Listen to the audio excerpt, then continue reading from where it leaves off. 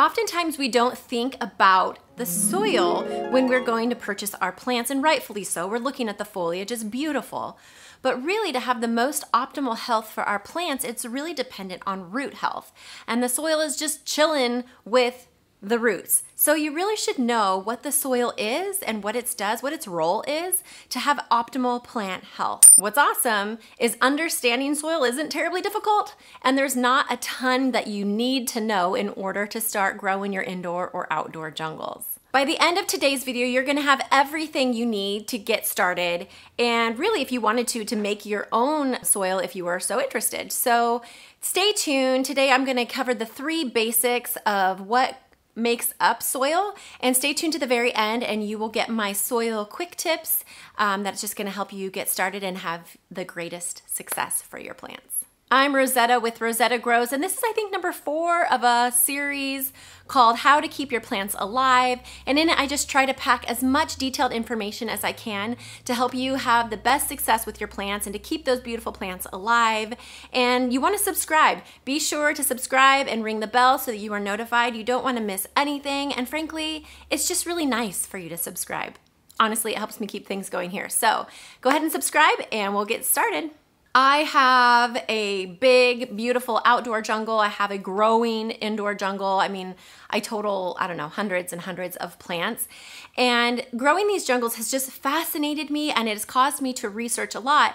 And what I have found is that soil is actually really important to keeping your plants alive, and I want to share that information with you. Knowing about soil is really just as important as knowing about the leaves and the plant in general, so let's find out why. Soil has a job to do, and it's simply this. It's a support system for your plant. It holds water and nutrients, which are going to be taken up by the plant, but it's also there to support your plant, to keep it from falling and to keep it upright. So that's easy, right? You'll notice sometimes that I use dirt and I use soil kind of interchangeably, whatever. But what you'll actually find is I don't have any dirt or soil in any of my pots, either inside or outside of my home. What I actually have is potting medium, which is just fancy talk for the group of materials that are formed together that support our plants and hold nutrients and water. Potting medium. The thing about potting medium is it looks like soil, it acts like soil, but it's not actually soil. Who cares? I'm gonna call it soil. Will you call it soil with me? What do you call the ingredients that you're potting your plant in? Let me know below. What is your favorite growing medium? I'd really love to know, and I will let you know what mine is in just a minute. I have some really, really good news for you, and you don't need to know much more than this. The bag at the big box store, you know the bag I'm talking about, is probably going to be just fine for most of your indoor plants. Now, I know this isn't popular, especially in the plant boutique community where it seems like everyone is making up their own soil mixtures, and I will get to why they are doing that in just a minute or two, but I'm here to tell you that using that bag is probably gonna do you just fine. The most important thing is that you know what's in that bag and why it's in there, and the way that you're gonna do that is by reading the label. Here's what you need to know about what goes into the majority of bags and why. Most potting soil has 3 types of materials: a water retainer, drainage, and fertilizers. A general bag of potting soil, you've seen this one, is going to be largely made up of either peat moss or coconut husks called coir, which, that word, there's so many ways to say it. No stress, whatever you want to call it.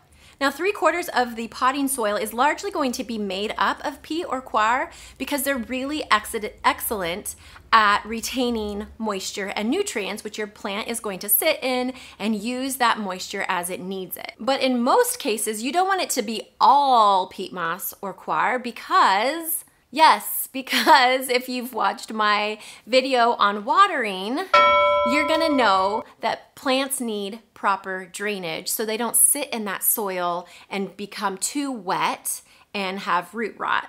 So the next thing that they need to do is to add drainage. So the next thing that is added is going to add some dimension, some aeration of the soil so that the water will go through and properly flow through the potting medium. This can be done by using a variety of different types of mediums, but definitely the most popular is perlite, which is this like light styrofoam white looking stuff. And honest to God, I thought it was fertilizer when I first started. It's not, it's actually just puffed volcanic rock. Perlite is the most common, but sometimes sand is used, bark can be used, although it does have some water retention value. Vermiculite or even small rocks can be used to give your plant proper drainage. So while the soil now has a good balance of holding moisture and also allowing water to drain through, the next thing that's added is fertilizer. Sometimes it comes in form of these little green balls. You've seen those in soil mixtures. Sometimes brands use fertilizers such as compost or worm castings. I'm not going into great detail about fertilizer in this video, but if you want to check out this video, which talks about fertilizers in greater detail, I will have the link to that in the description notes below. So I have 2 bags of fertilizer with us today so that we can see kind of the differences and the similarities. The first one is, again, this bag, this Miracle-Gro product. I am not an affiliate, I just happen to use this. This contains both peat moss and coir for the water retention. Then they added perlite for drainage and fertilizers again at the end. It does say that it has a wetting agent, and this is basically just a surfactant, like almost like a, think of it like a soap, which helps water stay in and not evaporate and cause it to lose its dampness in the bag or as it's in your pot. This is a basic potting mix, which is going to be just fine. It's going to be great for most of your indoor plants. This Dr. Earth's bag is a more natural and organic choice, the Dr. Earth brand. I really like it. But again, it's made specifically for bonsai. However, I'm going to show you that the ingredients are very similar. Peat moss and composted green waste are going to be the water retention ingredients, although the green waste does hold some like beneficial microbes and it allows drainage as well. So that's just like a win-win overall. Then they're adding a lot of drainage. They're adding perlite and they're adding bark and they're adding sand. So obviously they really want this soil to be well draining. And then the rest of it are these like quote meals. That is going to be the fertilizing, kind of the natural way to fertilize the soil. So you can see that both of these bags use very similar ingredients and probably in very similar ratios, but one bag was just adding more drainage for very specific reasons for different types of plants. Which leads me to why many people in the plant community end up making their own soil mixtures. This is definitely a more advanced move, but if you know what your plant needs and what their best growing habitat is in the wild, that you can make soil that easily replicates that, and your plant is just going to be happier and healthier and just easier to take care of. So you can accommodate it with the soil choices that you give it. Also, if you know your own watering style, you can adjust the soil to accommodate whether or not you are an overwaterer or an underwaterer. You can adjust the soil to either stay wetter longer or to dry out faster to better accommodate your own habits. It really comes down to preference and knowing your plant, and knowing your own habits, knowing yourself. Like I said, this is totally an advanced move and you don't have to make your own potting soil, but if you're interested, do it. It's kind of fun, and I will be following up with another video on how to make your own potting soil and what mixtures you can make for different kind of plants. So stay tuned in the future for that. But honestly, right now, for the most part, I am just buying that basic potting mix and then I'm adding more drainage material, usually in the form of perlite, because that's what I have on hand. I do this because I know what my watering schedule is like and how much I water and basically what my plants need. So that's what I have found out works best for me. I do, however, always when I am planting up a new plant, I do add some extra worm castings in there just as a very natural and gentle fertilizer. So that's the general breakdown of soil, the 3 major ingredients: water retention, drainage, and fertilizer. Not too hard, right? So with that knowledge and knowing what your plant needs, you should be able to look at the back of any brand bag and make a guess if whether or not it's going to work well for you. If you see anything funny or strange, ask somebody or look it up. Maybe it's something really beneficial that you want, or maybe it's something you want to pass on. But for the most part, these brands have been putting out bags of soil for a really long time, and they do understand what is going to work best for your plant, and so you can basically trust that unless you want to make your own. Okay, so quick tips, here we go.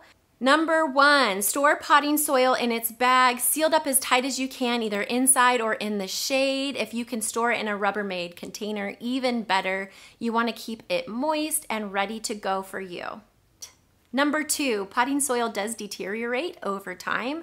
It can compress, it can lose its ability to hold water. So optimally, you're going to try to repot every year or 2. I know that's not ideal for a lot of people. It's certainly not ideal for me. So I try to aerate the soil and fertilize as much as I can.